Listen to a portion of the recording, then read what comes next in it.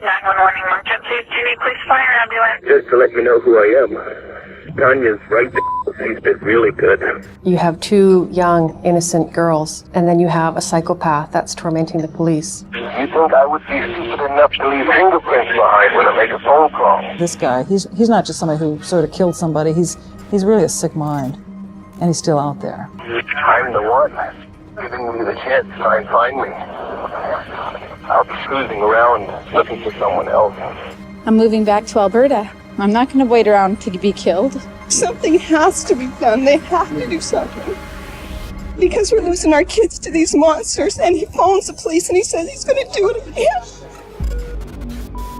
Ambushed, assaulted, and left for dead, 16-year-old Misty Cockerill was attacked by a deranged psychopath on the most unlikely night she could have ever thought of. I was joking around. I was like, oh yeah, it's Friday the 13th. And this guy comes out of the hedges and told us to take our clothes off. When the infamous Abbotsford killer attacked her best friend, Misty didn't hesitate and, with unimaginable courage, almost lost her own life trying to protect her. That's when I'm realizing, I might not live tonight. I'm not going to go down without a fight. The following day, the bedroom community of Abbotsford, British Columbia, was in shock. Police have been informed that a teenage girl with severe brain trauma has been admitted to the hospital. She had what the doctors described to us as at least 3 home run type swings to the head. Between life and death, Misty only had brief moments of clarity, and despite the detectives' efforts to extract information from her, she was mostly concerned by Tanya's safety, unaware that her body had been found a few hours earlier. When she was fighting for her life, I wasn't able to tell her. RCMP Inspector Kevin McLeod was on the scene when they identified Tanya. Her naked body was found floating in the middle of a river, and her chest was badly injured, almost like something bit her. By reaching one of the pathways by the bed of the river, he made another grim discovery. At the entrance to that path, what turned out to be Tanya's clothes had been thrown up in the bushes. Usually, when someone commits a crime, they'll try to distance themselves from it. Often, they'll hide the evidence, cover their tracks, or create an alibi for themselves. But at this crime scene, McLeod was met with the total opposite. My initial thought was this guy wants to be known. He wants people to know what he's done. So while he was waiting for Tanya's autopsy results, McLeod set up a tip line in case anyone from the public had any information. One of the first calls he received caught his attention. And I answered this one call, and this gentleman said that he was the one that had driven Misty to the hospital. Up to that point, we were under the impression that Misty had made her own way to the hospital. I was trying to talk him into coming in, and then he hung up. Sensing something unusual, he asked the telecommunications company operating the city phone booths to trace all incoming calls to the tip line and the local 911 dispatch, and he was right to do so, because later that day, they received another call. 911 emergency. Do you need police, fire, ambulance? Just to let you know who I am. Tanya's right there. She's been really good. With the autopsy results finally in, they were able to confirm that the man on the other end of the line was the killer. The main piece of holdback information that we had was the location of the bite on Tanya's body. And the caller, when he called us, always referred to that area of the bite as his calling card, so to speak. Tracing the call back to a phone booth located beside the city ice rink, the police arrived within minutes. Even if they had no idea what the suspect looked like, they had to at least try to catch him. For the timing of the phone call being made and the time it took to drive to the exit, we feel that the first police responders must have met him as he was driving out. The response was that quick. Unfortunately, it didn't identify him. The following day, Misty woke up. After 4 days on the brink of death, she was finally back to herself, but Tanya was the only person she had on her mind. As soon as I woke up, I started talking about her. I was confused. And then I started talking to Tanya, but she wasn't there. Her mother had to step in. If they wanted her to help with the investigation, she needed to know the whole truth, even if it hurts. I remember my mom sitting down saying, Tanya didn't make it. And she just looked at me, she goes, what do you mean she didn't make it? She was one of my best friends. And she goes, I didn't save her? I don't know. Together, they watched Tanya's funeral on TV. The ceremony was being held in a church close to the ice rink where the call happened the day prior. We will never hold her in our arms again on this earth, but we'll always hold her close in our hearts until we meet again. During the funeral, the police swarmed the area where the phone call had been made. They tried to check the booth for fingerprints, but their attempts were unsuccessful. We did surveillance in the area, feeling that he may be watching. We had a lot of cars out checking people that were in the area, checking people that were watching, checking cars driving by. Eventually, they received a third phone call. This time, the suspect chose to directly target them. You think I would be stupid enough to leave fingerprints behind when I make a phone call? And that led us to believe that he was watching us dust the payphone where the 911 call was made. Again, the police showed up within minutes, but the booth was empty, with no prints and no trace of the suspect. In the end, his taunting successfully got on the nerves of lead investigator Rod Gell, as he had to admit the ineffectiveness of his strategy. I'm the one. You're not giving me the chance to try and find me. I'll be cruising around looking for someone else. How can we not be catching this guy yet when he is making himself so available? They needed a change of plan if they ever hoped to catch him before he attacked again, so Inspector McLeod chose to rely on Misty, even though her memories of the events were impaired by the injuries she suffered. We had, of course, released a composite that Misty had assisted in preparing. We had debated about the value of that, given her injuries, but we decided to release that. That generated a lot of tips from the public. At this point in the investigation, the police had 3 viable elements at hand: Misty's fleeting memories, Tanya's bite marks, from which they were able to recover dental prints and a partial DNA sample, and finally, the composite sketch they just released to the public. Following this announcement, multiple calls came in, all pointing toward the same suspect. 3 separate people phoned in identifying this particular individual from this composite drawing. It looked very strong in that particular case that we had the suspect in custody. The man they arrested looked almost exactly like the composite sketch and categorically refused to take part in a lie detector test, raising the investigators' suspicion. And in fact, another sexual assault victim came forward and said, "That looks like the guy that attacked me." Eventually, he agreed to provide a DNA sample. But back in the 90s, DNA testing was a new technology, and they had to wait for 2 months before any results could be handed to them. To the dismay of Inspector McLeod, his superiors thought the case was solved, even before the results came in. And there was a feeling among the managers that the case was over. The guy was in jail. And they would cut back on the resources for this investigation. Unsatisfied, he asked to be left alone for 12 hours with the suspect to interrogate him thoroughly. His conclusion didn't look good. After the 12-hour interview, I was satisfied that he was not responsible for the murder and the attack on Misty and Tanya, and that I knew the guy was still out there. While McLeod continued to investigate, the 2 months eventually came to pass. And he was right. The DNA test came back negative. See you guys later. But Gell noticed something about the situation. The actual culprit never contacted them while they were keeping the wrong suspect in custody. So it appeared like he was prepared to allow whoever this chap was we had in custody to take the rap if that's what was going to happen. Up to that point, the city had prevented McLeod and Gell from releasing the tapes of the killer, fearing that social panic would take over the small community. But they were now totally out of options. Robert Linden, a journalist and radio personality, was present when they first aired the tapes and remembers the media circus that surrounded the release. All of the media from the Lower Mainland and nationally descended on the Fraser Valley for that one defining moment when the tape was released.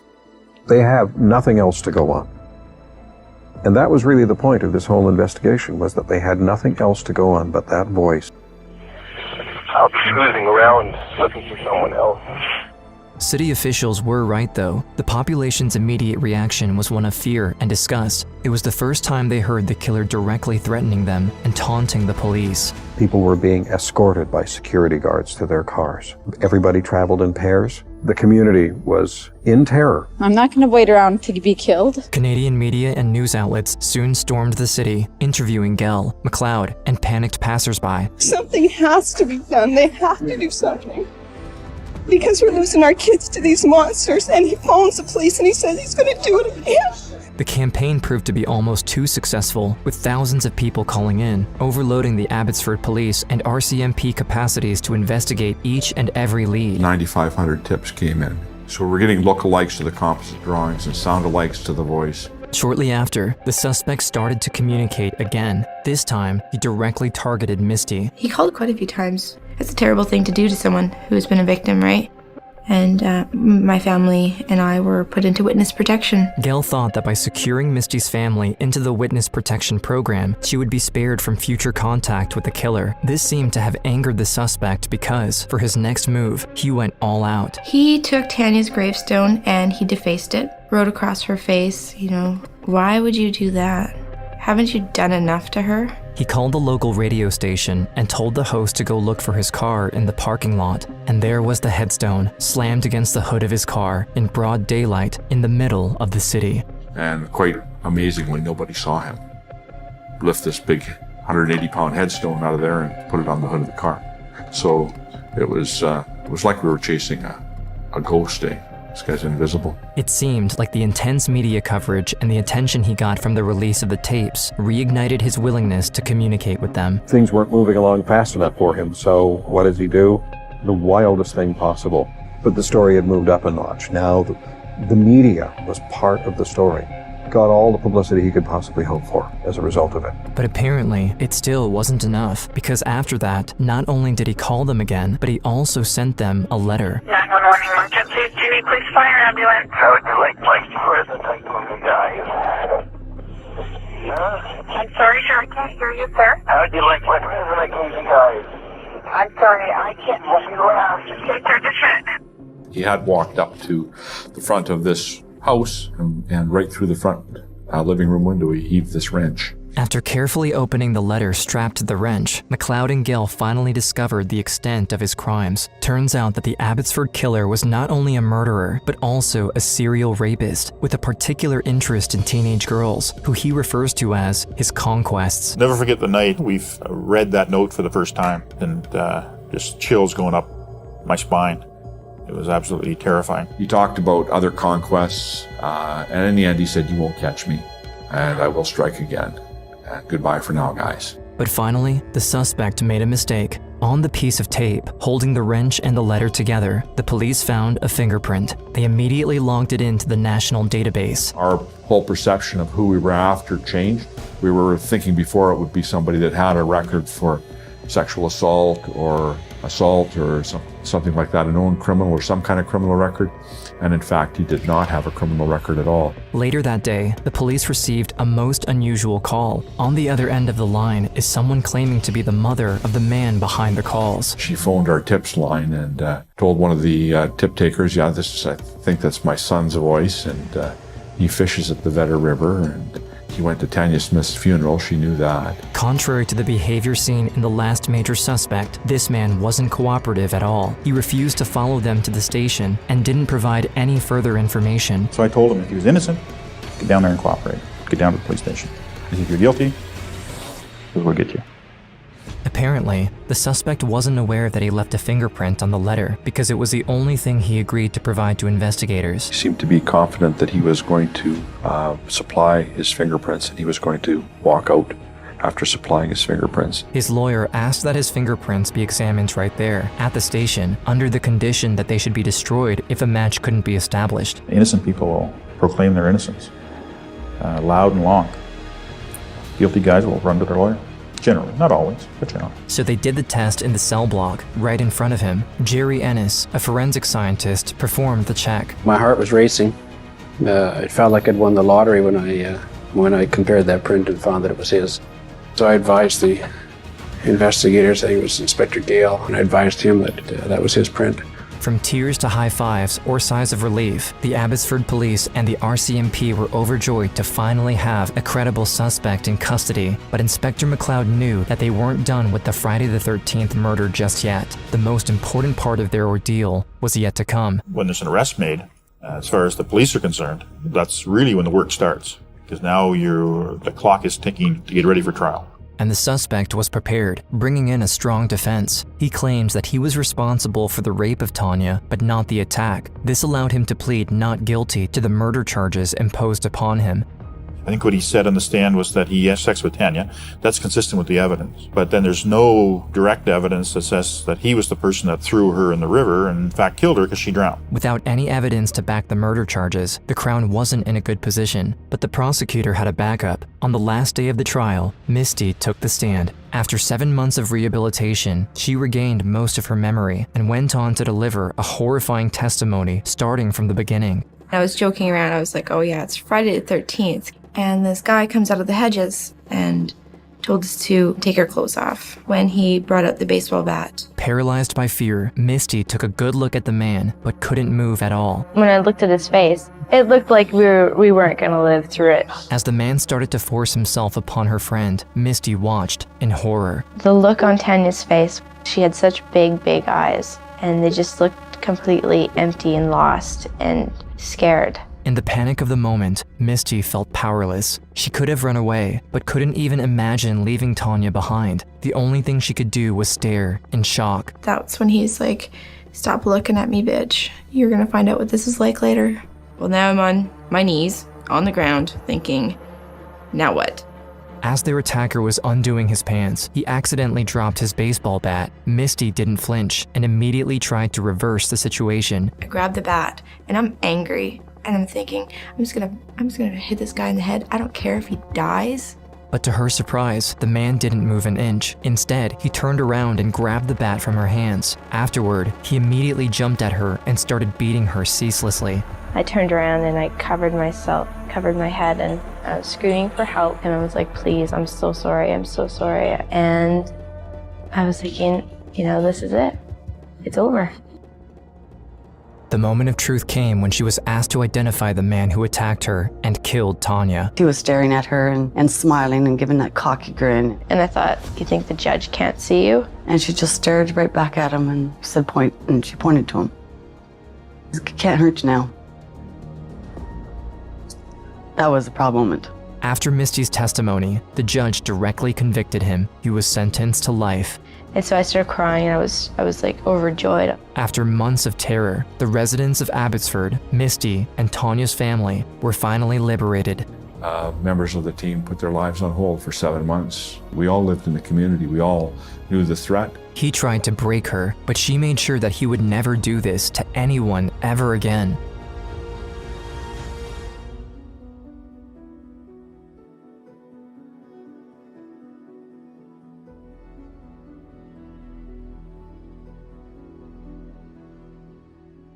Today, Misty doesn't want to be remembered only as the survivor of the Abbotsford killer. Instead, she became an advocate for victims' rights, speaking up for other survivors and making sure they have access to legal representation and support. I am a mom. My fiance and I decided to name the child after someone who's made a big impact on your life, which would be Tanya. She made a huge impact in my life. I didn't want Tanya's death to be a waste. It was like an ending and a beginning. The end of what happened to me, and then it was the beginning of, what I can do about it. I didn't give up, and now I have a purpose, and that's to help other victims.